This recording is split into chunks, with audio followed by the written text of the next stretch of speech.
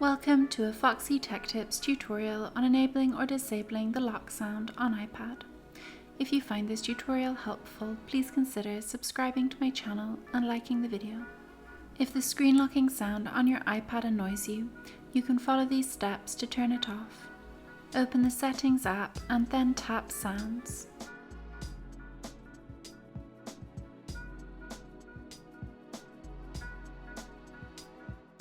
Scroll down and tap the toggle to the right of lock sound to enable or disable the toggle.